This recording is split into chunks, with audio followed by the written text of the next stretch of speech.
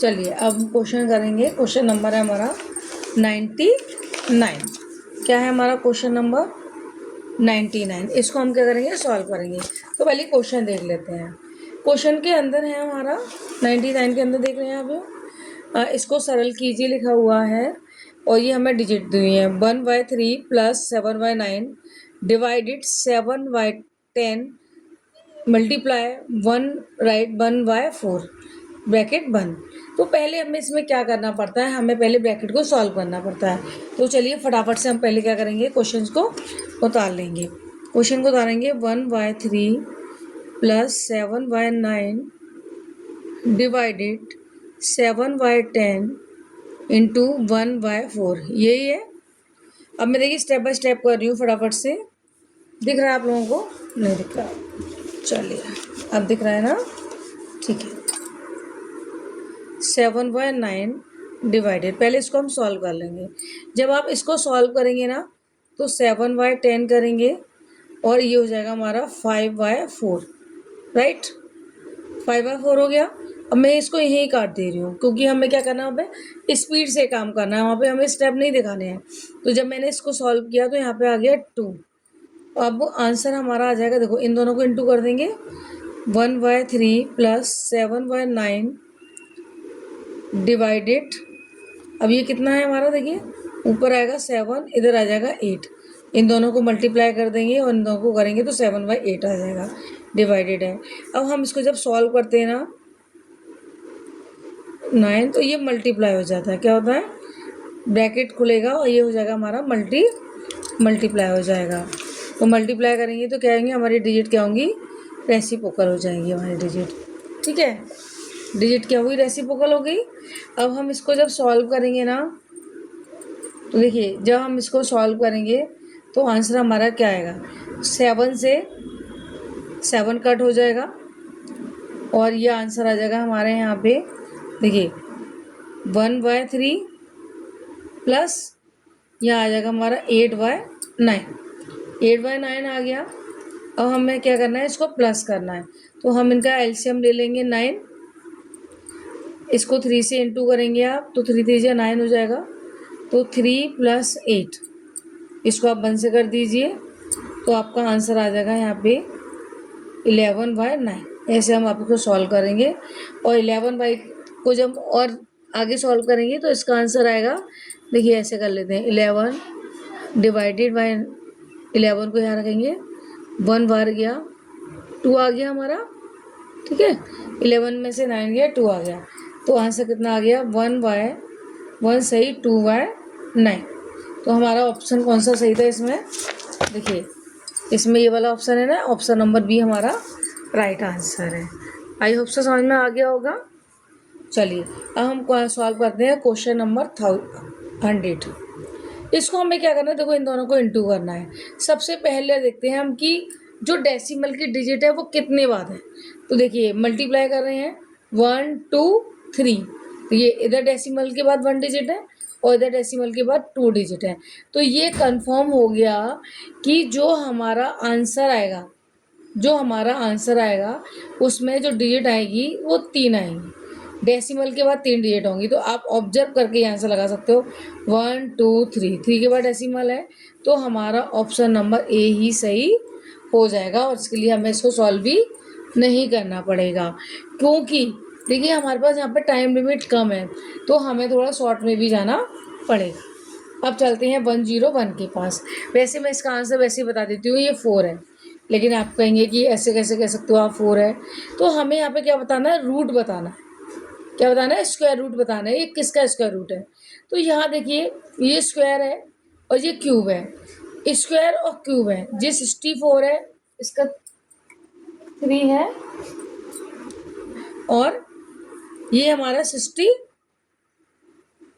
है, ठीक है। इसको इससे माइनस करना है, क्या करना है, इन दोनों से इसको माइनस करना है। तो ये देखिए 8 8 जा 64, कितना हुआ, 8 8 जा 64। तो यहाँ बता देती हूँ मैं, मुझे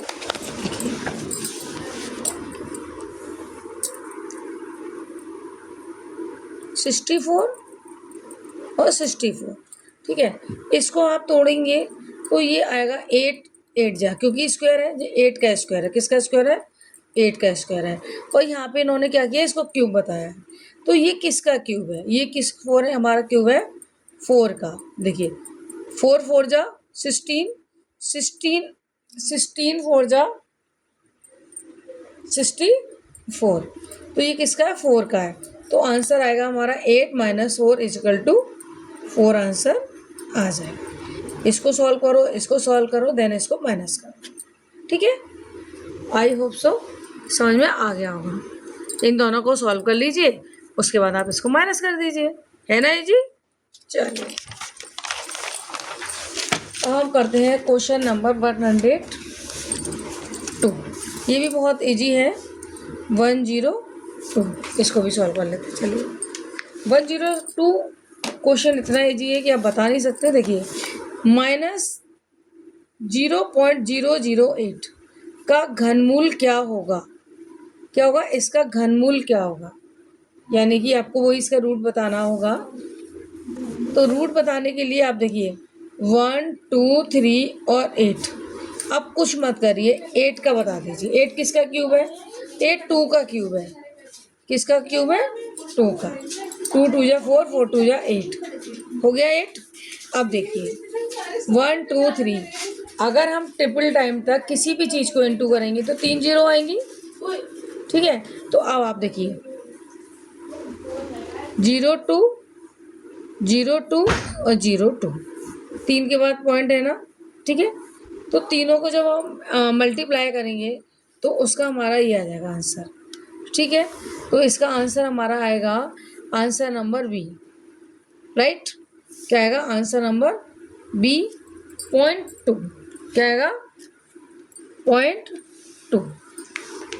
राइट, देखिए यहाँ पे इन्होंने किया है, इसको किया, देखिए इन तीनों का आपने निकाल लिया, 0.2 0.2 0.2 कर लिया इनको तीनों को।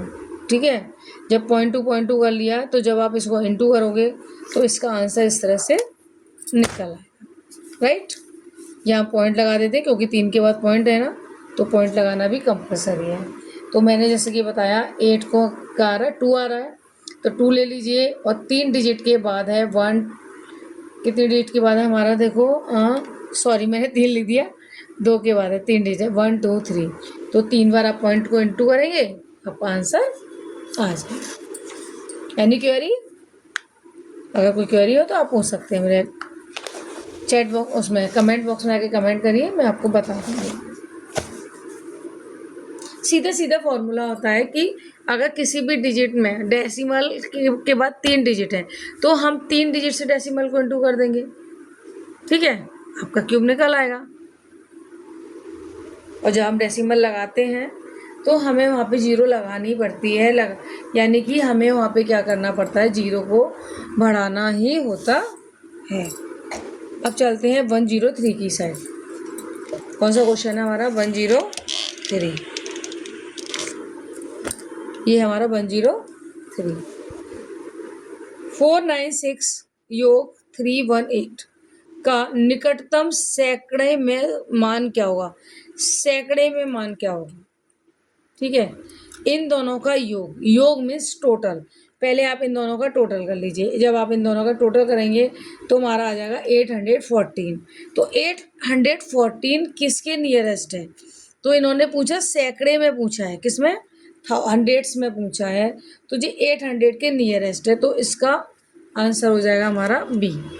आपको ये ध्यान रखना होगा कि ये किसके नियरेस्ट पूछ रहा है, सैकड़े के पूछ रहा है, ढाई के पूछ रहा है या इकाई का पूछ रहा है। ठीक है, उसी के अकॉर्डिंग आपको आंसर देना होगा।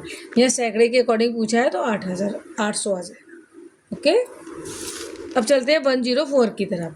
104 में है 4 - 1/7 इजिकल टू, आंसर बताना है आपको।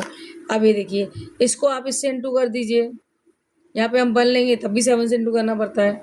तो 7, देखिए जैसे कि यहाँ पे किया है मैंने, इधर देखो मैं इसको ऐसे सॉल्व बताती हूँ आपको। 4 - 1/7 इजिकल टू क्वेश्चन मार्क। तो 4/1 को आप ऐसे कर लीजिए, 1/7। समझ में आ रहा है? नहीं आ रहा?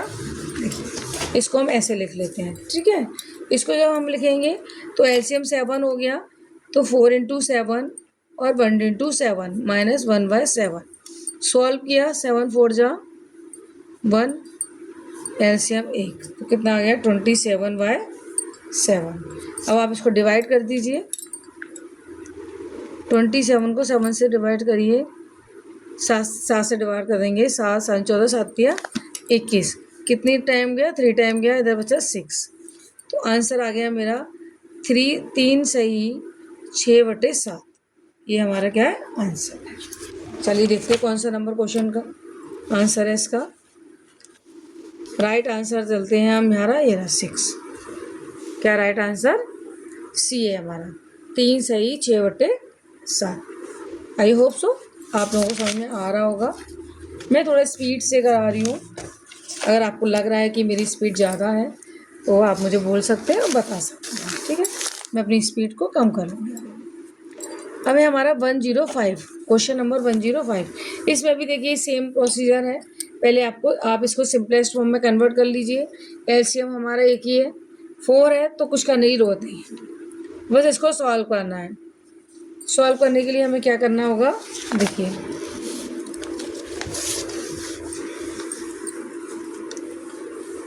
क्वेश्चन है हमारा यहाँ पे 105। कौन सा क्वेश्चन है 105। डिजिट है हमारी 2 सही 1/4 प्लस 3/4 इजिकल टू ये है।